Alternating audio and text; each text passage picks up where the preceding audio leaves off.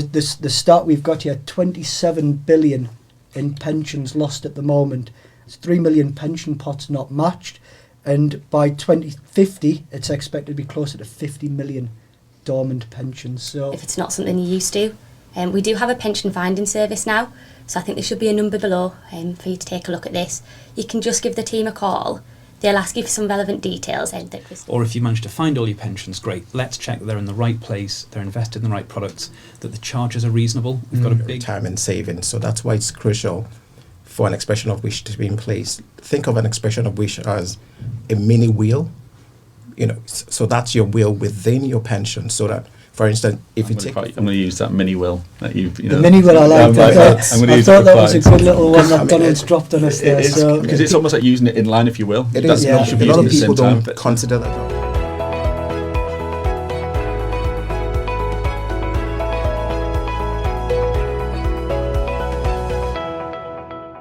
Hello and welcome everybody to the latest edition of the True Potential Do More With Your Money podcast. It's episode 146.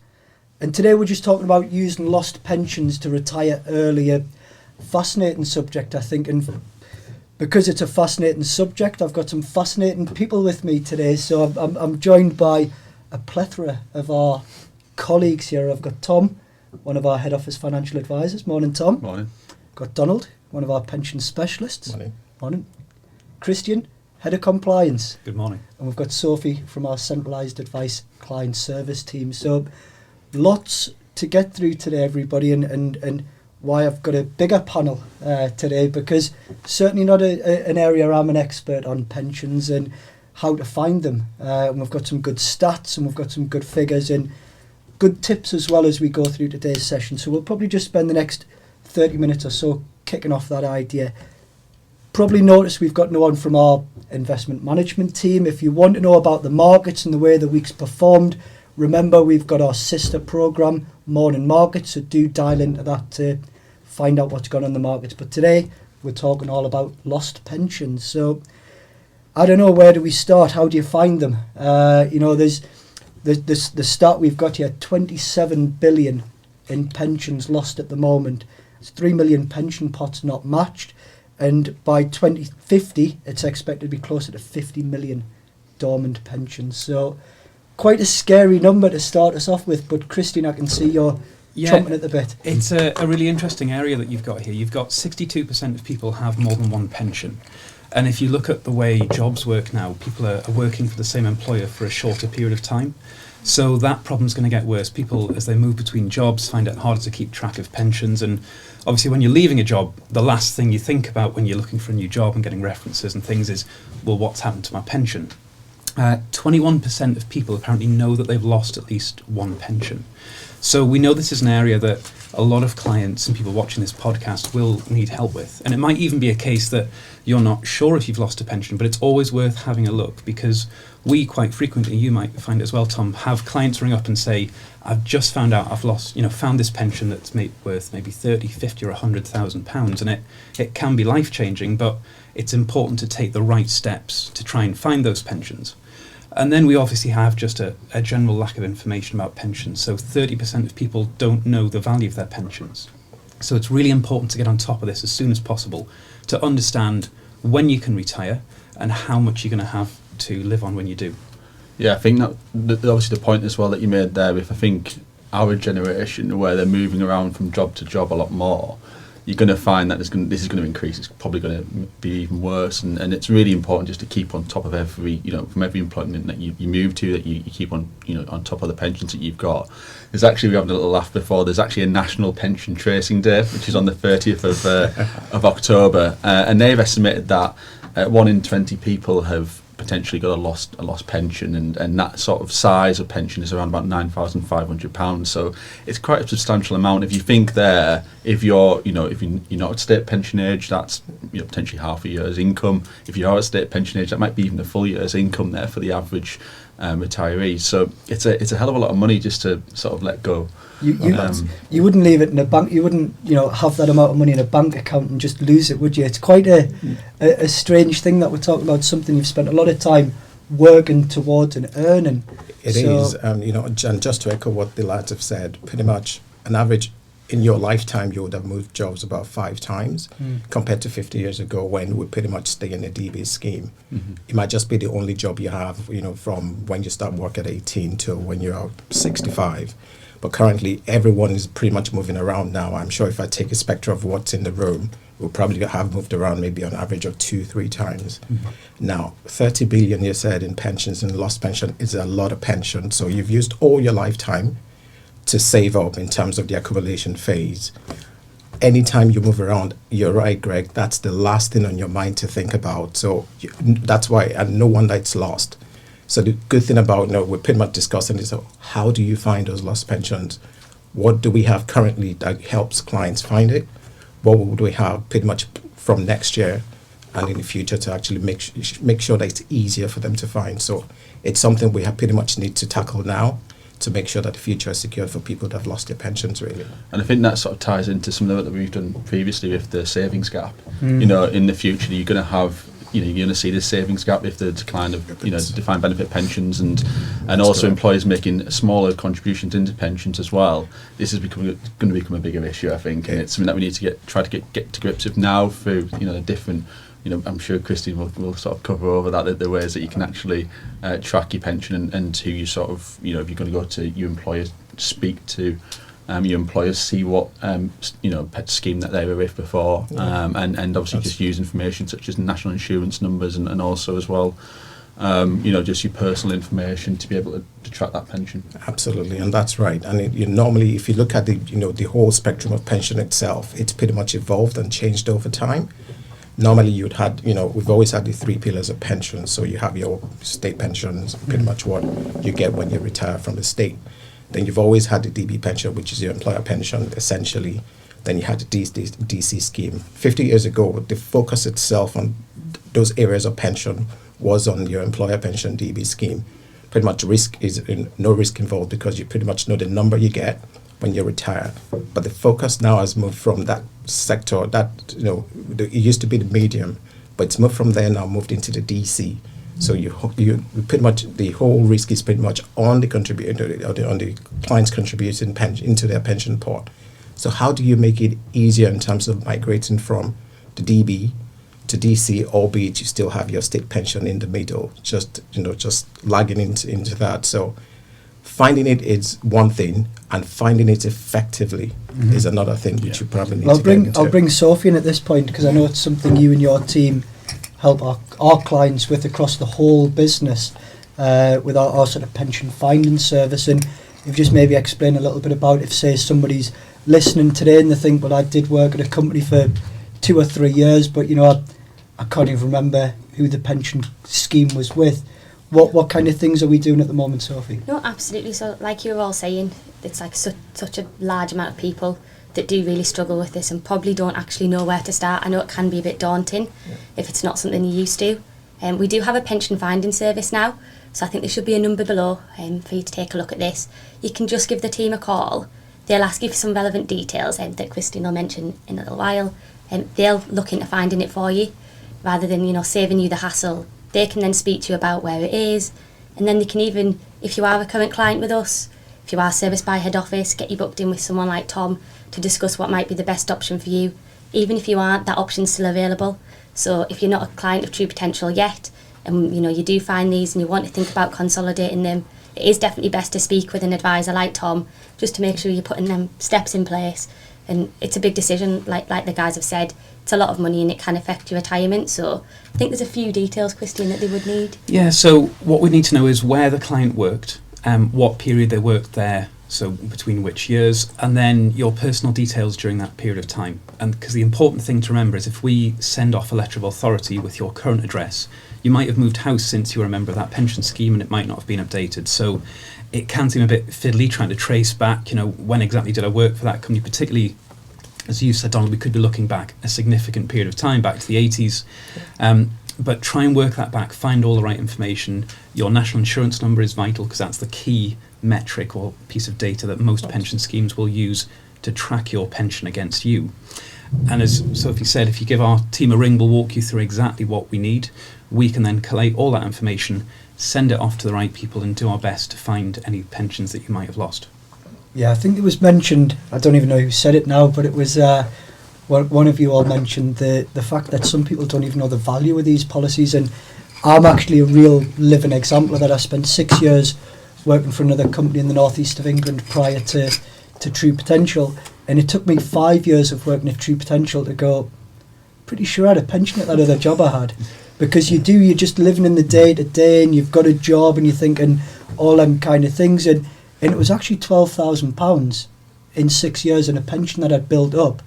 And it took me a little bit of education of working at True Potential to realise, actually, let's go and get that. But I wasn't getting a statement, I wasn't getting any valuation, no idea what it was worth. That's £12,000. Now, what I'd done is I went to speak to somebody like Tom, one of our in-house advisors. You weren't an advisor then, you were a young lad still back then, Tom. But we sat down and we went through all the information, and it was kind of all spelled out to me. You can transfer this, and then that's been consolidated into my existing pension, so I can now log into my client site and I can see my total pension valuation. And that's just one example. And, you know, Donald's saying there, 5, 6, 7 times that.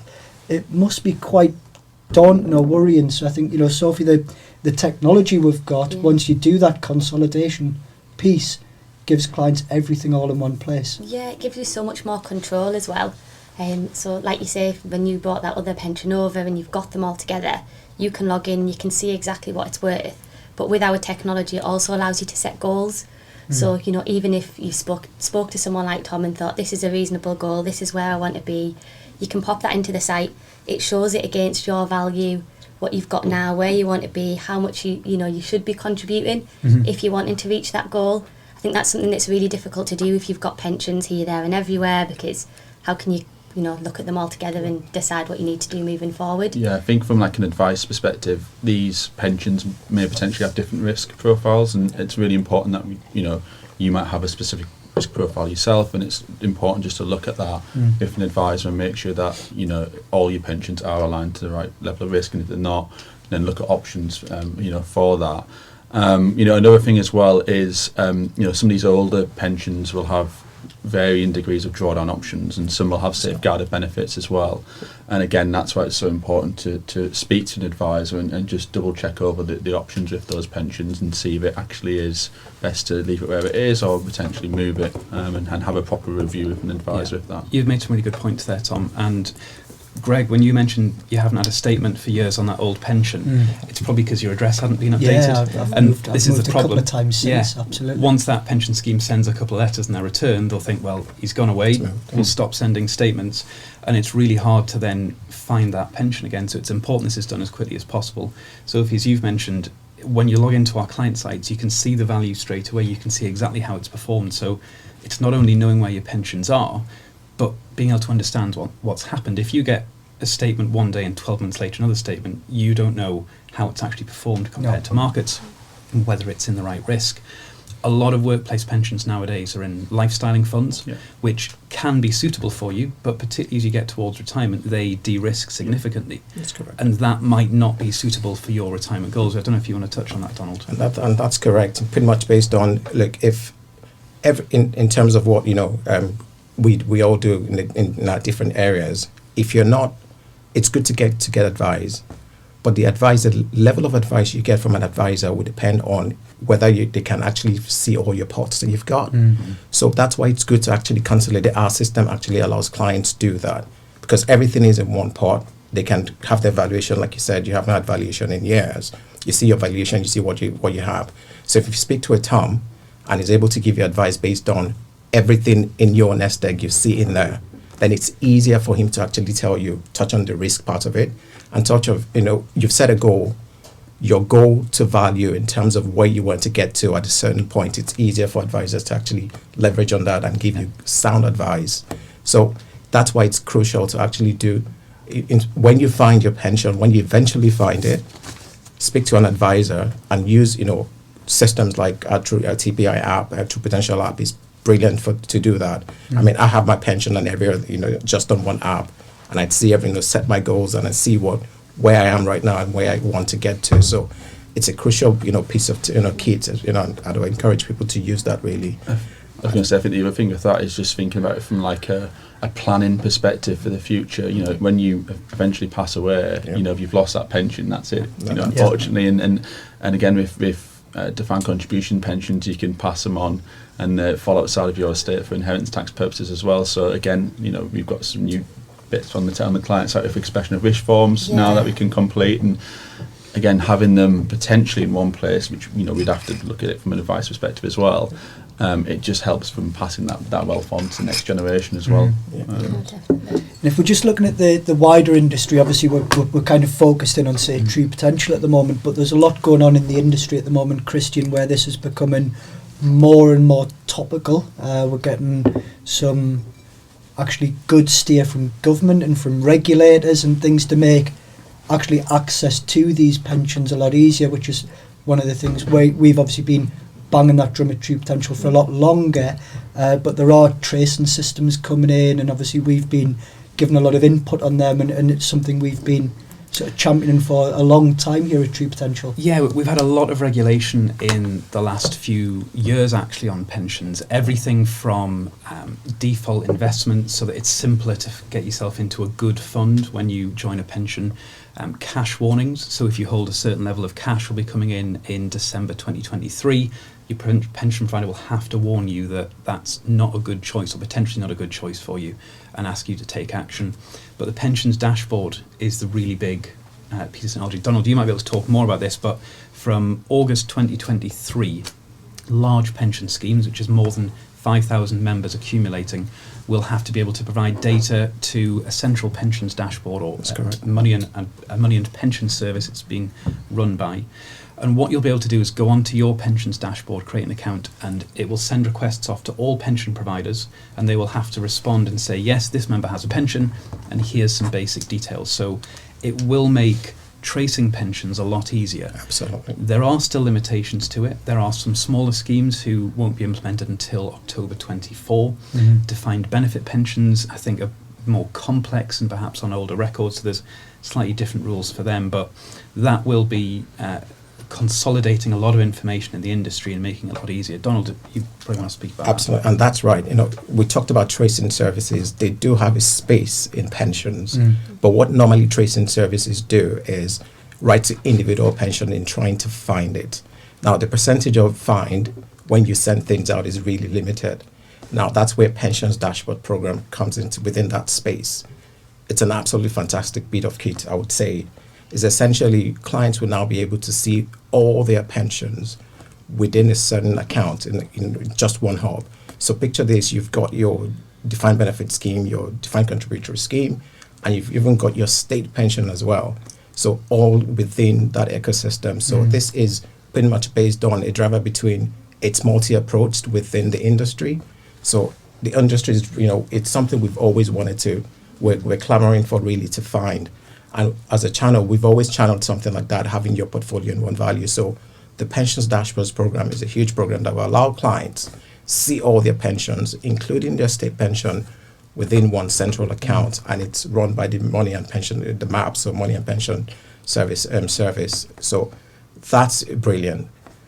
In terms of finding pensions, it'll be easier because what, you know, as Kristen has said, it's just a client going on to maybe a MAPS website or one of the ISPs if they once we get to that point, and you pretty much, I'm looking for this pension, and it sends a pie, which we're going to call it, sends it all through all the industry in the UK, all the pension schemes in the UK to find a pension. So it's a brilliant thing. So you can view your pension, you can find it, view your pensions, and the good thing about it is the data is not stored in a central location within the ecosystem. So you're not losing data at all. So we still own our data, and everyone playing in that ecosystem is aware about it because we all sign NDAs and all that. So it's a secured piece of kit. Finding your pension securely in a safe place within an online environment. I mean, it's absolutely brilliant. Kristen is also right. The staging period is different for large schemes, medium schemes, and small schemes. So large schemes is right. We'll get, you know, staging is between April next year to about August.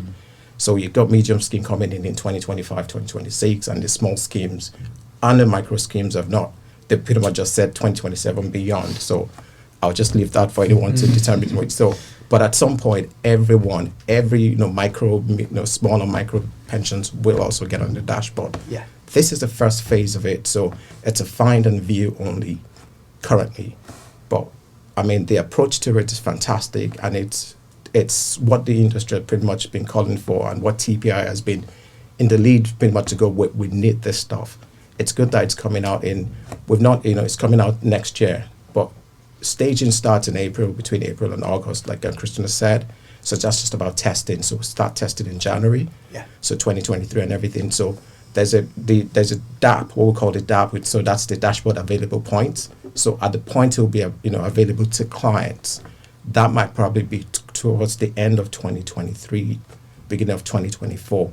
But once that's launched, it's going to pretty much be a game changer as far as it's a step in the right direction. I think it's something, it's why we ask, people like yourselves onto the podcast, people who get really excited about pensions. It can come across as a really boring topic, but actually it's more than that. We're excited for our clients to be able to access things, because since 2007, when True Potential launched, we had client portals where clients could log in and see everything.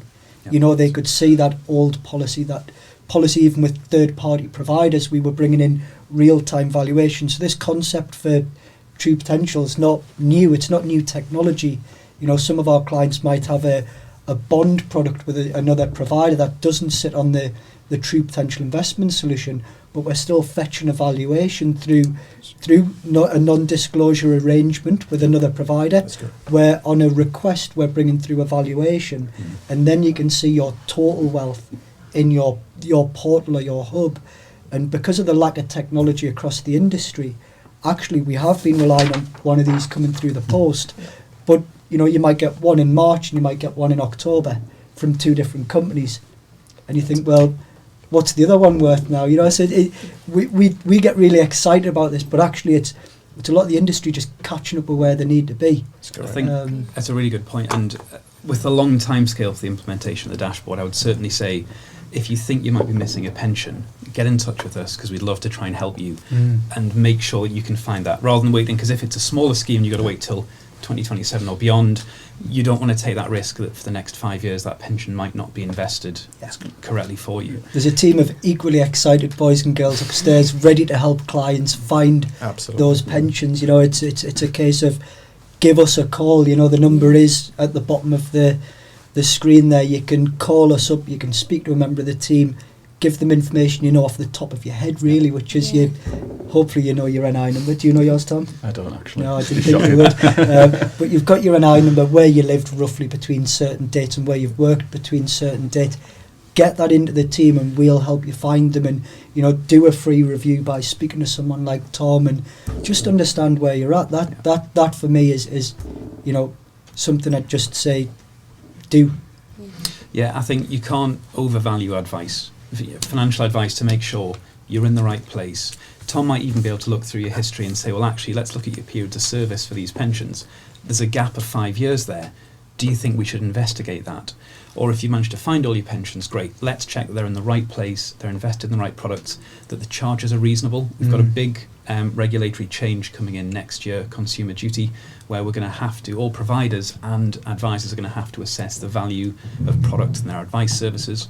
And some of these older pensions can have very limited fund ranges and very high charges. So it's important that you're looking at things, because again, it might be a case of, great, I've found all my pensions, but if you're paying 2.5%, 3% per year in total charges on these, that's eroding the value of your fund. So it's important to get into a good investment proposition which has competitive charges, and we can help with that. Yeah, there's some strange schemes out there. I mean, there's even schemes where you can't even take tax-free cash past the age of 75. I'm not going to name names on here, but especially the older pensions, and they're the pensions that you're probably going to be looking at in terms of tracing here. Is the older pensions are quite strange, and certainly will require some advice, because they might have safeguarded benefits, which we mentioned before as well, which is actually quite.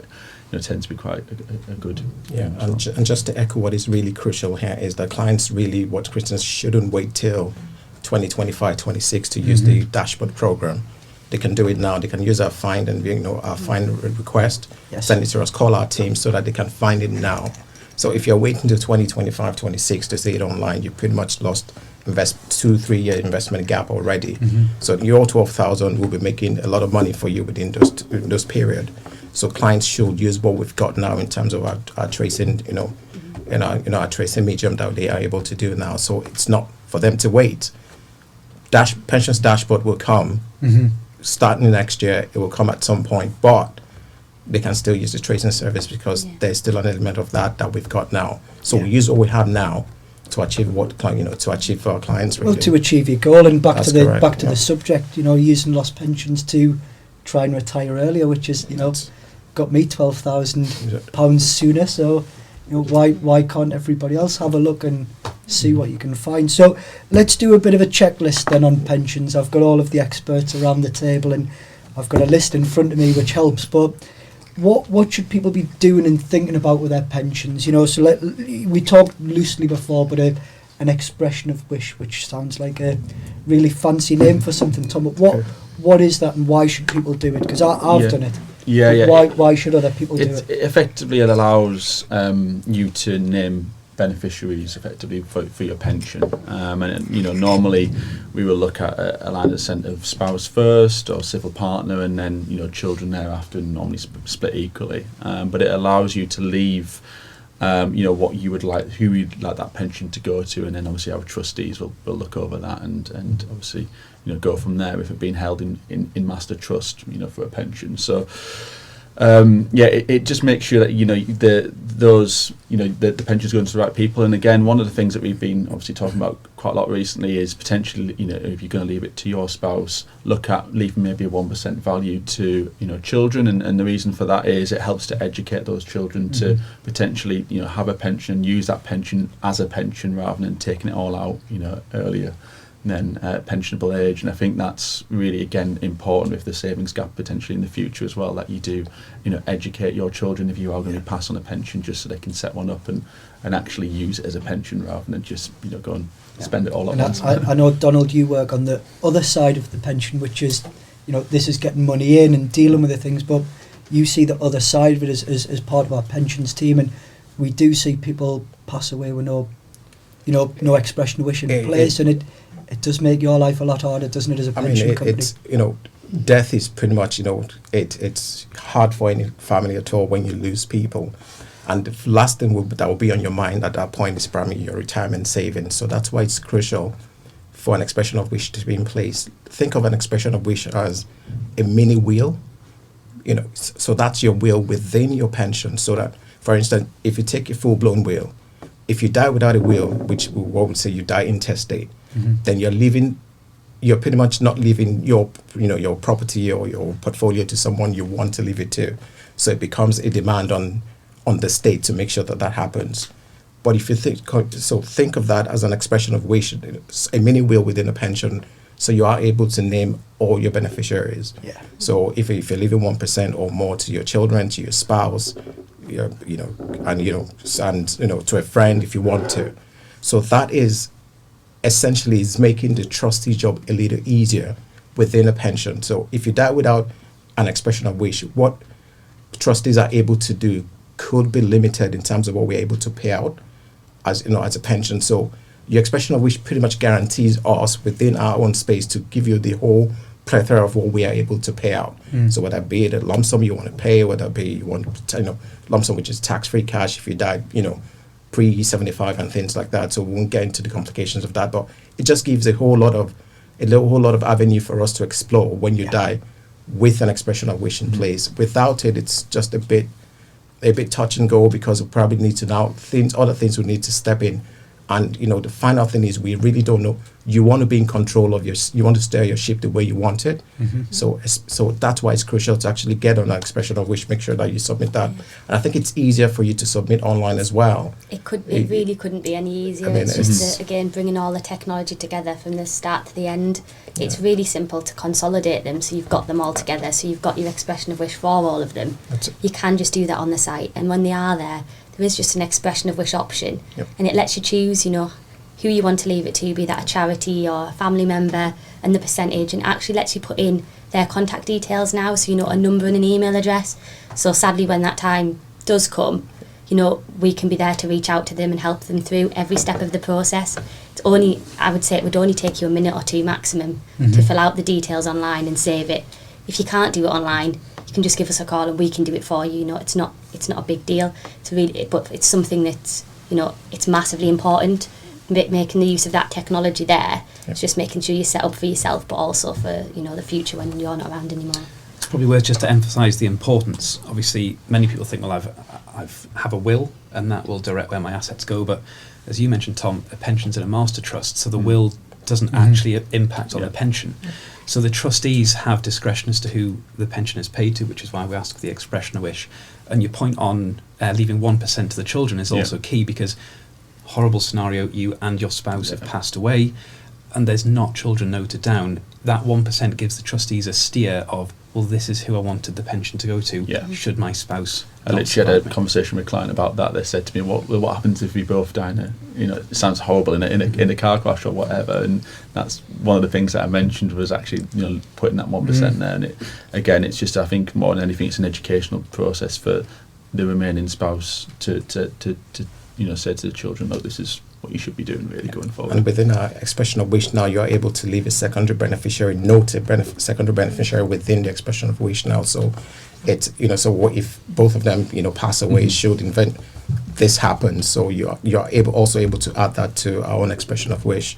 And it's always also important to mention that people should get on top of it's not just, you know, and when your circumstances change, you should always feel a different expression of wishes as well. It's that simple, so simple to submit. So don't think it's just, I've done that and I would leave it for 10, 20, 30 years. Once your circumstances change at all, any change at all, you are able to change it easily. So the current one would proceed, you know, would take precedence over the old one. So just get that submitted as you know, as much as, and if you change circumstance in your house, in your family life, or your personal, or your just get it done. It's always crucial for it to be there. And it's. Yeah, I'm going to use that mini will that you know. The mini will I liked. I thought that was a good little one that Donald's dropped on us there. Because it's almost like using it in line, if you will. It is. Yeah. A lot of people don't consider that about it is. If you think about it, really, it's what it is. You know. So if you think about it, you want to die, you want to leave a will, because everyone's got to have a will, really. And within a pension, everyone should have an expression of wish within that pension. You don't want trustees have absolute discretion, like you said, but you don't want trustees. You want trustees also to carry out your wish. Your wish. So that's why it's essential. Well, lady and gentlemen, thank you so much for making quite a dull topic quite exciting. I think exactly why you were all picked on today's panel. So thank you for joining me in helping all of our clients understand lost pensions. So thank you to everybody for listening. As ever, please do remember to subscribe and also like the podcast, and do remember we've got other programs and other series at True Potential, including the morning markets and the like. Last one from me, I think I'll summarise on behalf of everybody. Get in touch with the team if you think you're in any of the circumstances or situations that were discussed on today's podcast. We've got a whole team here who are happy to help. Thank you. If you're interested in taking your investing to the next level, or would like to know more about the options available to you when you retire, then download our free guides to ISAs and pensions. These are available in the video description below.